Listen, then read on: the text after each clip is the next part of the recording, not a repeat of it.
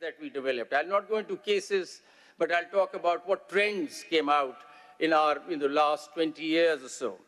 So first of all, when we started dealing with climate cases, we came up with adaptive jurisprudence, and that's what we coin it as. Why adaptive jurisprudence? Because it deals with adaptation.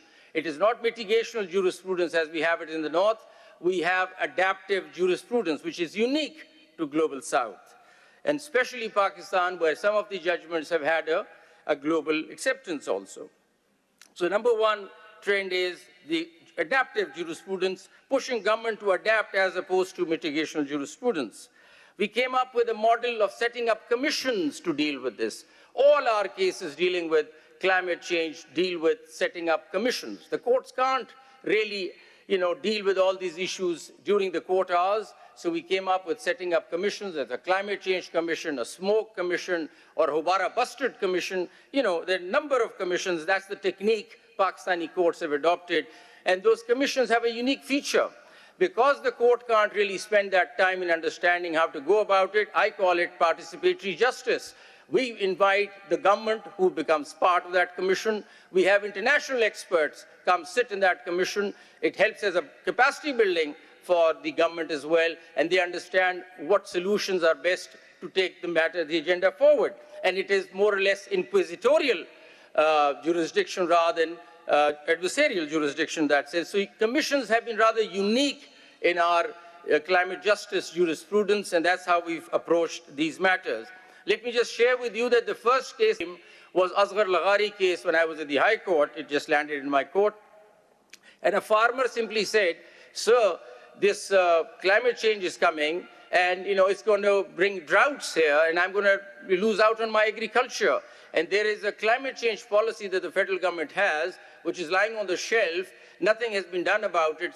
Please push the government to do something about it. So we issued a mandamus, and I still remember that the government that came at that time when we set up that commission had no clue what climate change was all about.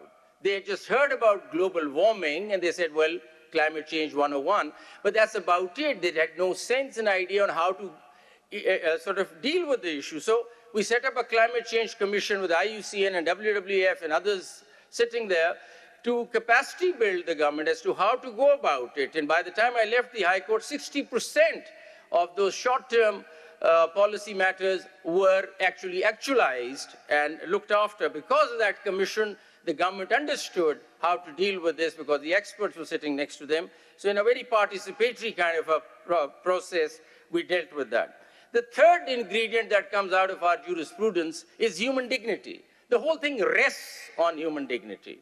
The entire jurisprudence is anchored in human dignity. At the core of human dignity is the autonomy of the individual will, recognizing man to be a free agent, possessing freedom of choice.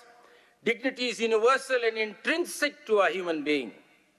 Climate change affects all aspects, essential aspects of a person's life, raising issues of water security, food security, health security, and energy security. With all these insecurities, a person's ability to design his own life, his plan is weakened, and his ability to make choices becomes difficult. Climate change can diminish individual and collective quality of life, and with it, humanity. And that's how we look at it. And that's why the court interfered on this fundamental right, which is non-negotiable under our Constitution. One of the strongest fundamental rights that our Constitution has is right to human dignity. We went further. We said we need to now talk about dignity of nature. Let's get rid of this human aspect and let's move on. And we talked about dignity of nature because human dignity is therefore incomplete if it does not factor in dignity of nature. In upholding the dignity of nature, do we actually uphold human dignity? So that's the step forward that we went. We also changed the approach on deciding matters. We went into biocentric approach in attending to issues. We said there has been a recent rise of jurisprudential thought which rejects the false dogma of humans over nature and instead recognize our interconnectedness with natural world and acknowledge its rights to exist, persist, and maintain its vital cycles. The transition from an anthropocentric approach denoted by the right to the environment to a biocentric approach constructed around rights to nature. That's been a paradigm shift in our approach on the judicial side. So we also gave nature a legal personhood. Granting nature a legal personhood is a transformative step in environmental protection, recognizing ecosystems as rights-bearing entities rather than mere property. This legal status allows rivers, forests, and other natural entities to have a standing in court, enabling legal action against environmental harm.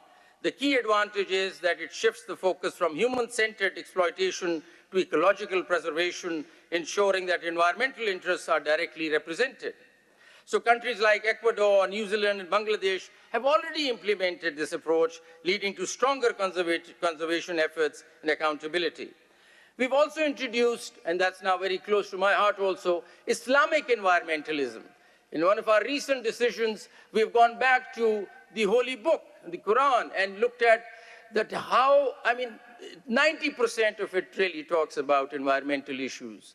And that wisdom we brought into the courtroom. And if you see the recent judgment, it talks about, for example, I'll refer to it, the concept of Tawheed, unity of God. The Quranic concept of Tawheed underscores the idea that all things come from one creator.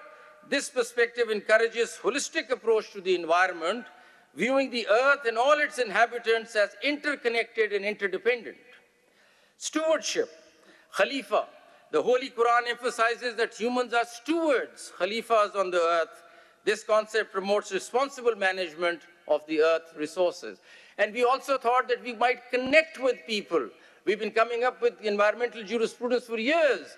But now with religion coming into it, so it's culturally so deepened, we could understand that we could relate to people when we were talking about these things.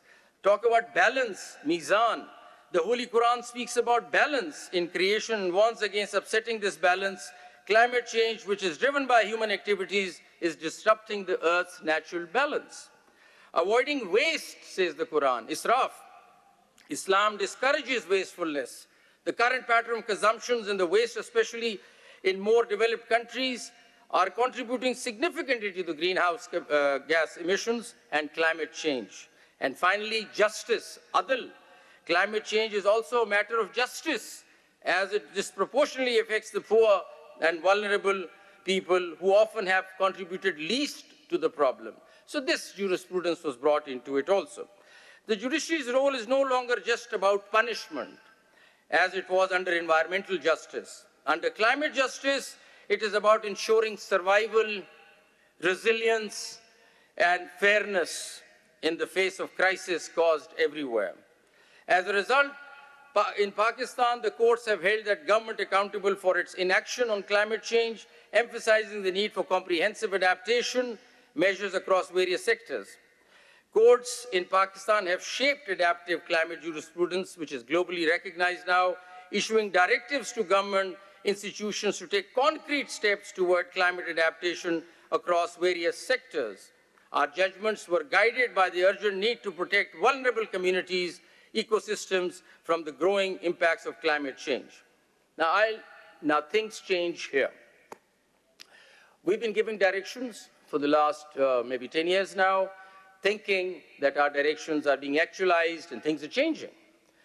But then the floods hit us in 22 and we realized that nothing much has happened on the ground.